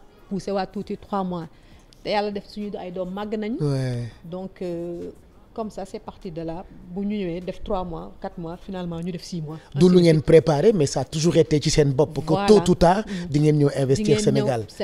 Et du coup moom de là man dama ko doon wax sax yow bul démissionner yow toogal Banque de France nga nekk rek man bàyyi ma may def ay aller retour nangam. Et dans ce qui m'a dit tu sais quoi nit ak loo mënti am autant investir sa dëkk. quand même. Et puis. àddina toll na fu nga xamante ne c'est il faut y croire dañuy wax Afrique mais aujourd'hui Afrique moom tout le monde va se tourner vers l'Afrique c'est sûr donc c'est parti de là on a commencé KD Mobilier fii nii fii loué nañ ko xanaa pendant 1 an on n'a rien fait dessus parce que fallait qu'on prenne le temps quand même de mûrir le projet xool lan produit la ñu bëgg lan la ñu bëgg a def et cetera lan la ñu mën a apporter Sénégalais parce que ñun su ñuy def dara dañ ci bëgg toujours innovation c'est-à-dire Pape Cheikh ubbi na meuble man meuble dox na damay def meuble wala lii dox na dama koy def ñun duñ ko def on n'est pas dans ça donc on prend le temps d'étudier li ñuy def xool analyser ko ba xam ni lii c'est viable wala buñ ko defee dinañ ci mën a indi beneen touche boo xam ne amu fi woon donc ñu soog si dugg. Et lan mooy KD Mobilier? KD Mobilier, en fait, l'initiale KD, c'est le nom de nos enfants. D'accord. Ma fille s'appelle Kani et son frère s'appelle Jim, donc Kani Jim KD Mobilier. En fait, KD, c'est une marque chez nous. Parce que même nous, dans l'immobilier, c'est KD. En fait, c'est le groupe KD. C'est le groupe Tout KD, ce qu'on fait, on l'appelle KD quelque chose, en fait. D'accord. Et comment naka le choix au mobilier di demee parce que je me suis rendu compte que pendant que nous parlons ñu ngi woon ñi seetaan un peu meuble yi nga xamante ni ñu ngi koy jaay fii chez KD Mobilier surtout bi nekk fii ci centre commercial bi à Sacré-Cœur choix au meuble yi nan lay demee parce que je vois que c'est des meubles d'exception c'est des pièces uniques. Waaw comme li ma lay wax rek ñun quand on fait quelque chose on aime bien innover parce qu'on a quand même fait le tour à Dakar gis nañ li nit yi di jaay donc on s'est dit ñun suñu ñëwee bu ñu copier parce que tamit dem si kër ñëw kër Pape Cheikh fekk fa tel salon demaat kër keneen fekk fa beneen même salon bi wala chambre à coucher yi ñëpp a nuróole vraiment c'était pas ça le but donc on a pris le temps on a fait les plus grands salons on a fait le salon de Milan on a été à Istanbul on a été en Chine le salon de Shanghai et tout ça donc et bu ñuy choisir nag c'est là qu'on se dit lii mësuñu ko gis Dakar wala lii buñ ko indee tey jii dina jox beneen cette décoration donc on choisit ce meuble là et en général c'est des pièces uniques qu'on amène. Mais pourquoi choix aux pièces uniques parce que defe naa bi ngeen di dugg ci affaire meuble am na ñu ngeen fi fekk comme ni ngeen ko waxee mais ñëwu leen def comme ñëpp choix aux pièces uniques loolu il fallait le faire quoi il fallait y penser kenn mësu ko xalaat Sénégal ngeen dem ba xalaat di jaay ay meubles par exemple am na tête-à-tête yu nekk ci sama plateau yi tout le temps dañ ma koy laaj j'ai rencontré des gens qui ont acheté leur salon chez KD Mobilier mais seen kër rek la salon bi am quoi pourquoi choix boobu choix wu client boo jaay li nga ko jaay moom rek moo koy am. C'est parce que dañu bëgg client bi qui se sente unique quand il vient ici. Loolu la c'est-à-dire quand tu vas chez KD yow da lay leer ni tey jii boo ñëwee déjà da ngay sentir yow dañuy jël suñu temps. c'est-à-dire que tu es une personne spéciale sa kër c'est une maison spéciale defal la benn équipement bu spécial pour yow. Donc voilà optique boobu la ñuy demee. c'est-à-dire pas rek tey jii diw mi ngi def lii dañuy copier non on n'est pas là pour copier on est là pour innover. Apporter que ni ay Sénégalais mën nañu def li ñeneen ñi di def. Voire même plus. Parce que très souvent on a tendance à penser que ñun mënuñu service client ñun mënuñu alors que ku ñëw chez KD Mobilier tu te rends compte que en termes d'ameublement yëf yi fii la nekk quoi en fait. Voilà loolu la c'est-à-dire ñun loolu mooy suñu c'est-à-dire dinañ la recevoir dinañ soo bëggee sax parce que la plupart des gens on va chez eux xool sa kër. mën nañ la ko décorer defal la décoration parce que yemuñu rek ci jaay ay meubles. mën nañ la defal papier peint peinture le choix des couleurs le choix des tableaux le choix des accessoires et cetera. donc kiyal la équiper la sa kër ba nga xamante ne yow rek yaa koy am doo boo c'est-à-dire boo ñëwee. parce que fi ngay dund Pape Cheikh sa environnement da nga ci war a nekk à l'aise c'est-à-dire da nga war a sentir sa bopp ci sa kër soo suñ naan boo liggéey ba wàcc nga ubbi sa kër franchement ça doit être un havre de paix quand même lu mu metti ci biti da nga naan su ma ñibbee sama kër dinaa féexlu dinaa am lu ma surtout quand meuble bi nekk pièce unique boo ñëwee ba toog ci sa canapé da nga naan fi ma toog nii man rek man maa fi toog wala fi ma tëdd nii man rek maa fi tëdd pourquoi choix wu Sacré-Cœur balaa ñuy dem ci cadet mobilier bi nekk Saly pourquoi choix wu Sacré-Cœur pourquoi choix wu centre commercial Bin Abdallah pourquoi choix wu zone bi ñu nekk nii pourquoi choix wu fii parce que en fait on s'est début bi dañ doon wax nañ dem centre ville tout ça fa la nit ñi di dem mais en fait on s'est dit non c'est-à-dire booy jaay lu baax wala nga xam yow li ngay def foo munti nekk nit ñi dinañ la fa fekk et puis ville dem fa dafa metti donc on s'est dit Sacré-Cœur et meuble dafa mën a jël place aussi c'était pas évident pour ñu trouver quelque chose d'assez grand donc on s'est dit Sacré-Cœur nekk na point central bu nga xamante ne ku mu jógee par exemple Almadies nga jógee feneen mën nga ñëw fii Carrefour la converger directement Sacré-Cœur bien que nag ñu ngi waaj a ubbi Almadies aussi yéen a ngi waaj a ubbi Almadies dinañ ñëw léegi nii ci bu Saly bi yan facilité le client yi mën a am parce que quand on parle de pièces uniques wala bu ñuy wax ci meuble d'exception les gens peuvent penser que du ñëpp ñoo mën a jënd si fii meuble mais yan facilité le client yi mën a am bu ñu ñëwee chez Cadet Mobilier. Déjà pour ce qu'on fait Pape Cheikh ñun on est les moins chers du marché. waaw ci ay meubles yu neexee nii. waaw parce que aussi par rapport ak qualité bi ñuy jaay. xam nga tey mën naa gis meuble bi photo ko. dem Chine daan ne defaral leen ma la même chose. am na sax ñu koy defar lu fi. waaw man yii moom dinaa ko jox menuisier yi mais après da ngay toog pont yi di la jàmm. waaw loolu la nag du yàgg ak yow quoi wala day jékki-jékki rës. mi ngi noonu. voilà donc. xam nga parfois sax da ngay gis sénégalais yi parfois dañuy dem Chine di def filmer. di wax la xool leen lii nangam lii lay jar. ils n'ont rien compris. waaw nañu bàyyi ils n'ont rien compris. donc choix wu qualité bi ñuy jaay ñun. vraiment boo ko xoolee ci marché bi da ngay xam ni on est très très bien placé. macha allah parce que ñun on est des Sénégalais. Le but c'est pas ñëw fii daal ne dañuy gagner le maximum d'argent sur le Sénégal. Ça c'était notre politique on l'a décidé en réunion. parce que dem par exemple jënd meuble bi daal ne su ma ñëwee dinaa ko def fois 10 jaay ko. ah non loolu du yëfu gor. wallaahi du yëfu gor. mi ngi noonu. donc on préfère avoir une petite marge parce que kuy liggéey bëgg ngaa fayee. évidemment parce que tu as des charges. évidemment mais au moins loo xam ni sénégalais yi dina accessible si ñoom. évidemment doo jënd salon tey jii toog ci 6 mois salon bi yàqu ak la. parce que ñun parfois day am nit ñi fiy ñëw jënd salon cuir kenn ki ndeysaan dama ko sax mujj yërëm léegi yaay sax la may woowee dafa jënd nee na salon cuir. 6 mois après salon bi yëpp xollee ko. ñu ko jaay ñu la cuir simili lañ la jaay. wala simili lañ lay jaay naan la cuir parce que fii nit ñi dañuy joxe simili ne la cuir. cuir dañu am fit. wala gis naa tam beneen méthode daje naa ak ñoom ñiy dañuy def kanam gi cuir. non li ngay wax nii foofu ñu dégg la.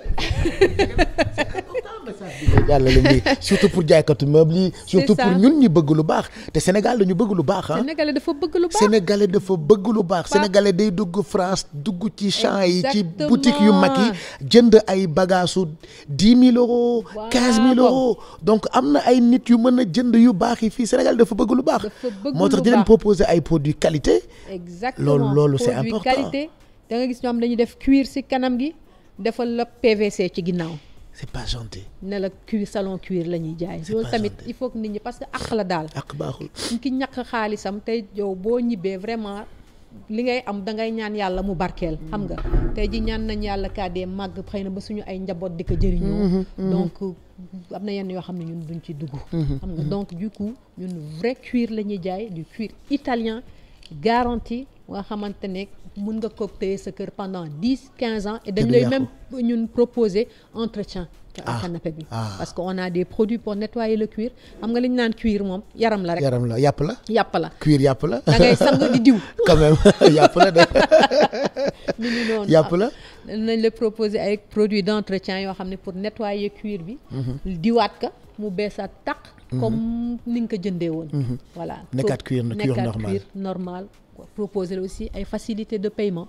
dañ koy def aussi surtout sénégalais bu ñu ñëwee parfois da ngay gis nit bëgg dara xëy na budget matul dañ lay wax dugalal. après nga def échelonnement am na si ñoo xam ne sax dañ leen di jox canapé yi ñu yóbbaale ko. ah c'est gentil. waaw parce que dañ koy soxla Pape Cheikh. wallaahi. c'est entre sénégalais ñu ni neen la. wallaahi ñu ni neen la. parce que am na si kenn koo xam dafa ni ma mën naa ko yóbbu dama rus ma ni ko déedéet yóbbul kay da nga ko soxla si tabaski bi kay yóbbul rek bis boo ñëwee bis boo amee li si des nga ñëw fay ko et vraiment tamit moom te mu nekk nit ku sérieux. et pourquoi aussi choix wu faciliter leen ñu am qualité ñu am meuble yu baax seen kër te duñ ci am problème pourquoi choix wu ndimbal boobu noonu jàppale bi. mais Pape Cheikh ñu ni nen la xam nga ñun sénégalais ñun ñoo war a dimbalante suñu biir. du dëgg xëy na ñeneen xeet yi lu ñu yërëm ci yenn yi wala ils s'en foutent ñun tey jii mun naa dajeek yow feneen foo xam ne du cas des mobiliers parce que Sénégal dafa ndaw. te ñaanuma yàlla dajeek yow tey jii sëgg wala di loolu. donc du coup doon leen di proposer tey jii meuble yu baax. yoo xamante ne bu ñu ko jëndee duñ si am benn problème que ce soit en tissu. que ce soit en canapé parce que même tissu yi tam ñun dañ koy choisir on achète pas n'importe quoi. c'est-à-dire tam jënd aussi pour jënd pour jaay on le fait pas. dañuy jënd qualité tissu bu baax. qualité meuble bu baax bu bañ na ko boo ñëwee ñun dañuy contrôler bu baaxulee on te dit on arrête. Voilà donc dalaguñu parce que dañuy xam nañ li ñuy tànn quand même mais tamit pour sénégalais yi mën a am lu baax seen kër et puis ñu leen di faciliter le paiement yi parce que dimbalantele suñu biir dëkk bi metti na. voilà xëy na la woonoon wóni na. neexatul. yaa ma gën a xam.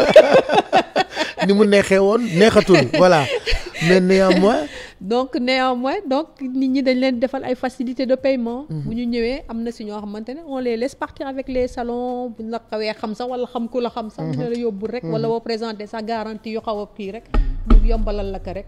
ba nga mën a am sénégalais ba nga mën a am li nga bëgg vraiment waaw. et ci yan période ngeen di am ay yu bees par 2 mois par 3 mois y a toujours de nouveaux meubles pour à chaque 2 mois day am yu bees pour les clients. dañuy am ay nouveautés d'ailleurs ñu ngi war a am semaine bi ñaari conteneurs yu war a ñëw en cuir. donc voilà. ba pare meuble yu raar yi loolu jaay benn après nit ñëwaat fi bëgg ko du ko am loolu du leen metti des fois. daf ñuy dal am na si ñoo xam ne dañuy wax ay waay sarax ma nga ko am na si kenn ko xam ba léegi daf may sarax pour ma jaay ko salon jàmbur man ko salon ba dem na. mais finalement concept bu intéressant la de meuble d'exception meuble yu la teewul am qualité facilité de paiement et tout ça mais nga am lu original lu kenn amul. loolu il fallait le faire mais durer dans le temps. aussi tamit il faut nga liggéey benn façon bi. parce que sëppaxoo bi rek ku ñëw rek def la même chose. jaay la même chose am même méthode yi tamit da ngay gis tey dañ naan tëj na wala déplacé wu na dem fële. en fait ñun le but c'est que on vient KD Mobilier s'installe au Sénégal et dans le long terme. D'accord. Voilà. Et il y aura d'autres points. Par exemple, il y a quelques semaines ubbi nga showroom Saly. lu tax. waaw Saly tamit en fait on cherchait dans les régions fan la ñuy njëkk a implanté wu man première fois ba dama ne leen Thiès man Thiès laa dëkk. nitu Thiès nga kon. waaw kay nitu Thiès. ñun Thiès la ñu dëkk voilà ñun ay nitu Thiès la ñu. bon après on s'est dit Thiès Dakar soriwul nañ xool feneen entre temps fu gën a stratégique après on s'est dit pourquoi pas la Petite Côte voilà comme là-bas aussi kër yi gis nga ni muy màggee Saly ni muy kii évoluer parce que Saly avant ak Saly léegi moom kër yaa ngi rek macha allah donc du coup on s'est dit pourquoi pas Saly te noonu lañ ñaan yàlla defee aussi topp région yi rek incha allah mais fan la nekk Saly parce que dinaa ko woon suñu xarit yi seetaan pour ñu xam li fa am est-ce que c'est les mêmes meubles yi ñuy trouver KD Mobilier Dakar moom la ñuy retrouver KD Saly am na tuuti différence nag parce que Saly déjà showroom bi moo gën a rëy donc on a pu installer yeneen meubles yu mag salon yu mag a mag yi foofu noonu parce que déjà këru Saly yi ñoo ëpp këru Dakar parce que Dakar presque appartement yi léegi moo jël le dessus par rapport ak villa yi. Donc du coup Saly moom la ñu gën a installer les grands salons daal voilà. Ok, je vous propose tout de suite une petite visite guidée du showroom Cadet Mobilier Saly. Bon après defante lay nekk quoi parce que Poulo dafa beral loxo waa Saly normalement li am Dakar fii ñu nekk nii voilà man metti na ma quand même mais bon néanmoins sotti ci ak def ci la. Vous êtes à Dakar te am na yeneen ñu ngeen di waaj a ubbi Dakar. mi ngi ñëw de Pape Cheikh Almadi ñu ngi fay waajal showroom bu mag sax c'est en cours fi mu nekk nii. incha allah ci King Fahd Palace bi foofu moom. incha allah tam dinañ fa def beneen showroom bu gën a mag mi ngi ñëw. mais en attendant on va faire un détour à Saly ngeen xool li Cadet Mobilier di proposer ci showroom bu bees boobu nekk Saly regardez.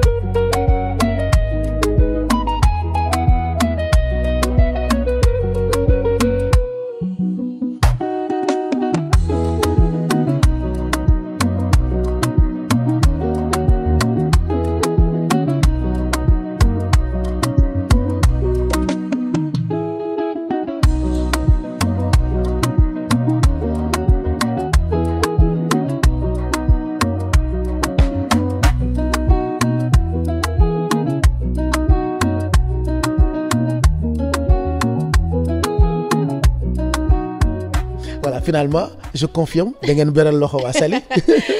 non beraluñ leen loxo waa Dakar bu ñu ubbee beneen bi gën a mag bi ñoom tam dinañ gis beneen facette Cadet Mobilier. mais pourquoi Dakar di am ñaari Cadet pourquoi Sacré-Cœur am Almadies am. en fait Sacré-Cœur Pape Cheikh li ma fi bëggoon a def yëpp mënu ma ko fi def. parce que place rek xam nga Dakar moom dafa xat. gis nga donc espace yi réunion.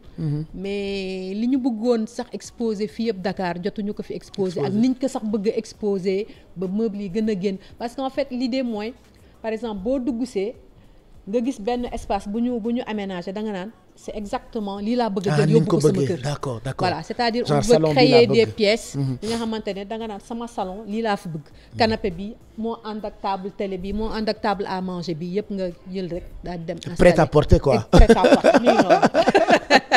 donc rendez-vous très bientôt aux Almadies Cadet Mobilier mais su fekkee bu Sacré-Cœur bee leen gën a jege n'hésitez pas faites un tour. exactement bu fekkee yéen a ngi ci région yi ay Thiès du jar sax ngeen di ñëw Dakar dem leen directement Cadet Mobilier. bi nekk Saly. waaw vous livrez partout aussi Touba bi livré nañ salon yu bëri Touba. sax ak ay chambre à coucher. macha allah lan mooy sa secret nekk jigéen nekk mère de famille nekk soxna. mais terewul yaa ngi continuer sa mission wu entrepreneur c'est quoi le secret de Madame Touré.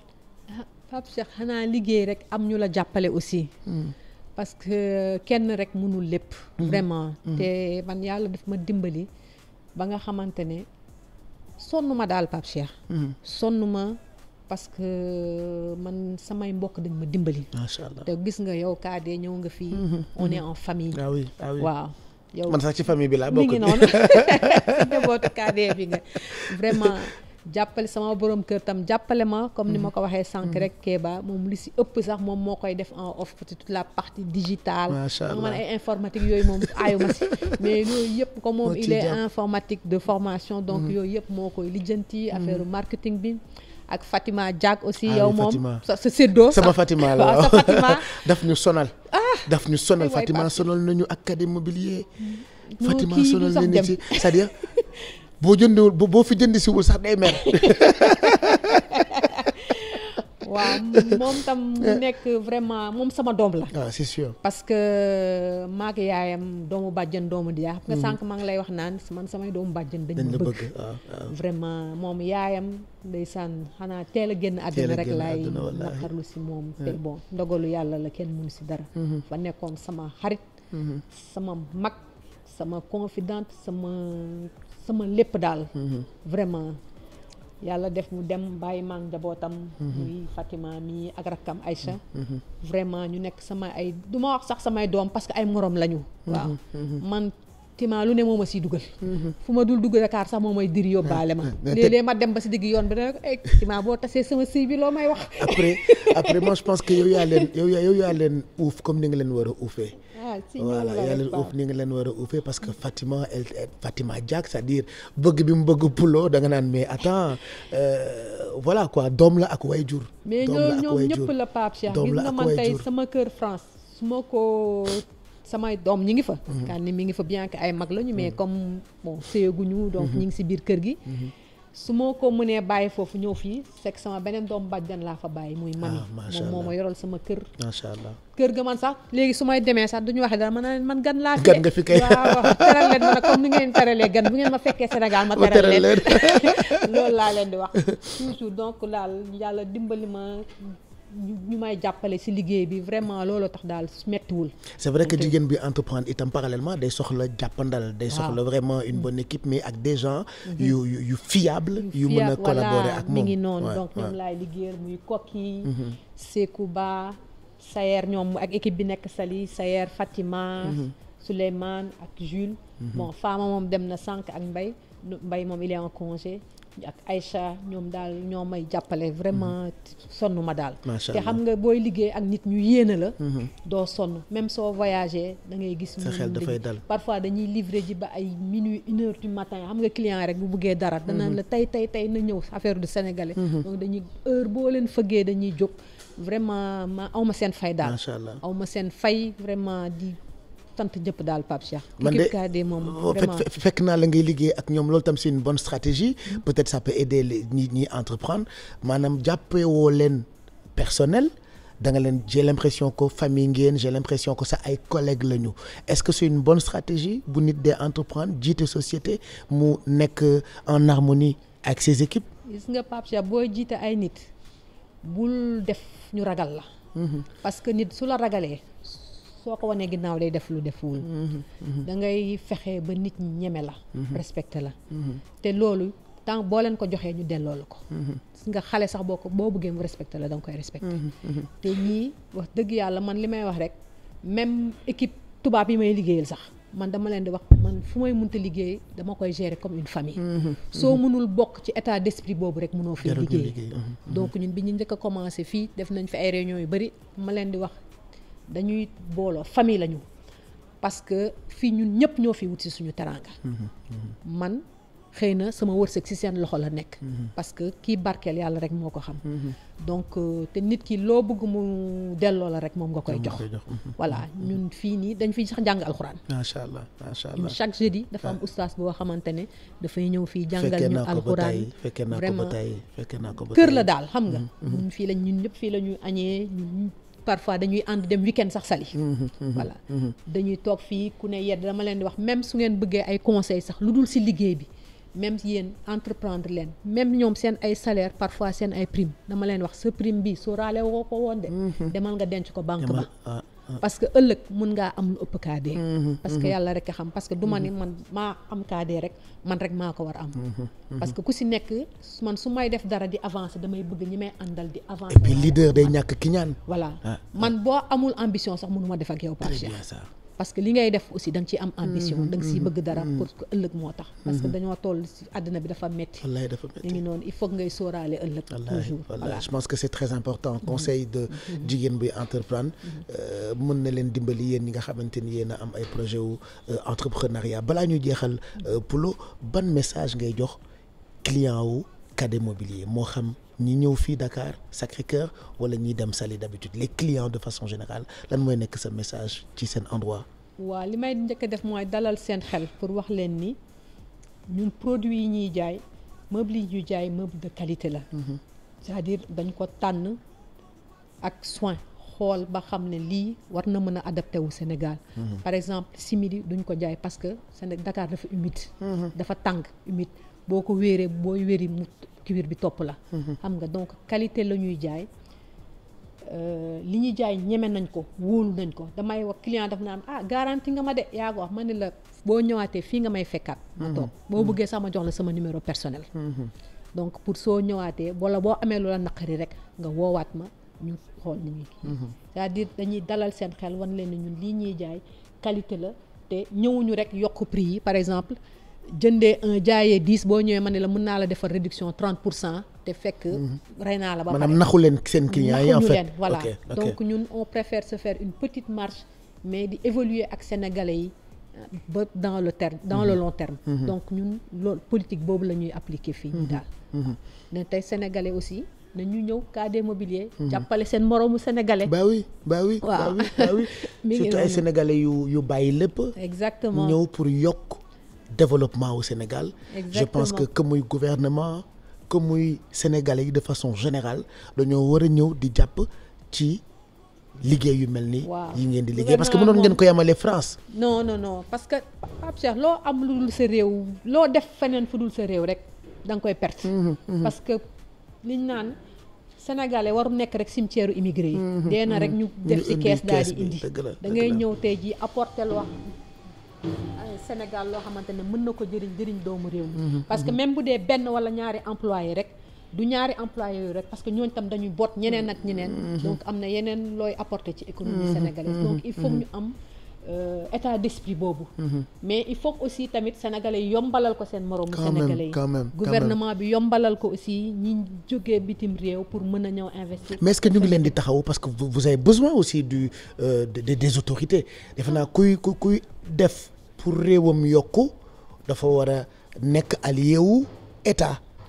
Pape Cheikh nag ñun état moom wax dëgg yàlla moom gisaguñ leen. ok on a fëgguñu leen aussi nag. parce que dañoo ñëw on s'est débrouillé seul. mais port bi metti na. quand même j'imagine pour vous port bi metti na j'imagine pour yéen. waaw conteneurs yi metti na dédouanement bi. donc daal loolu moom état bi waroon nañ si jàppale sénégalais yi tuuti daal. parce que avantage yi ñeneen ñi am.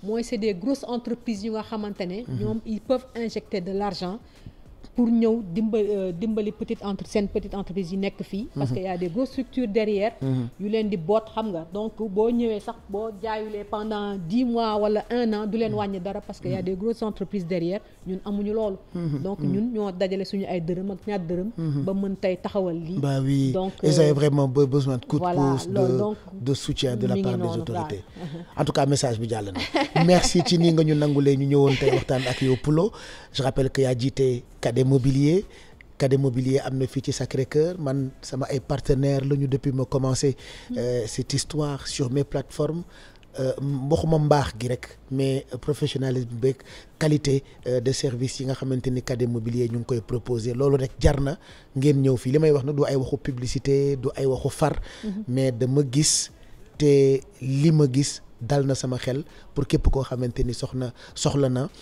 pour meubler këram ma gërëm équipe yi ma fi fekk mais surtout sama rak Fatima Diak moom xale la mais jàmbaar la jigéen la mais kenn du ko ni boo doon góor voilà uuf na njabootam mais mu ngi toppatoo itam yaayam ji di Pulo boo ñëwee fii KD Mobilier Sacré-Cœur boo ko fi fekkee moom ak équipe yi fii liggéeyee non seulement da ngay am envie jënd mais da ngay am envie toog waxtaan ak ñoom loolu la tubaab tuddee service client bu baax te am na KD Mobilier. On va se quitter avec ces images de KD Mobilier Sacré-Cœur ak KD Mobilier Saly et puis prochainement on se retrouve sur mes plateformes.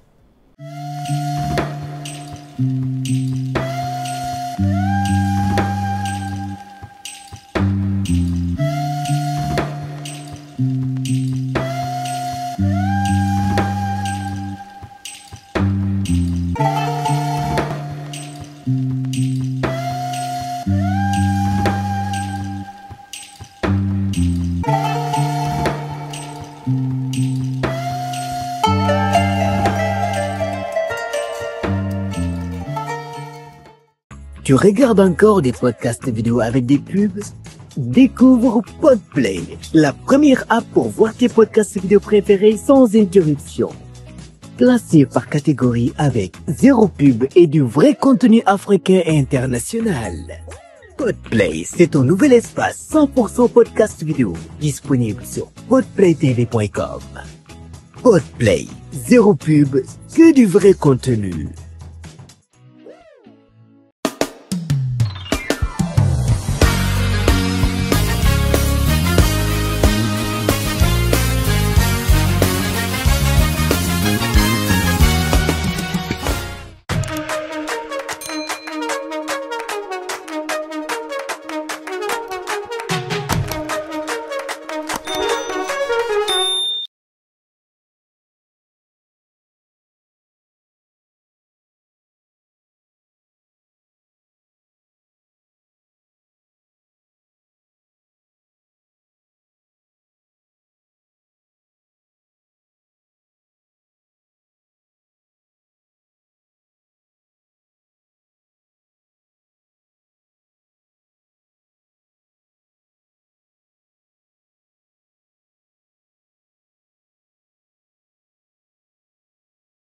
Bon plan de pape cher.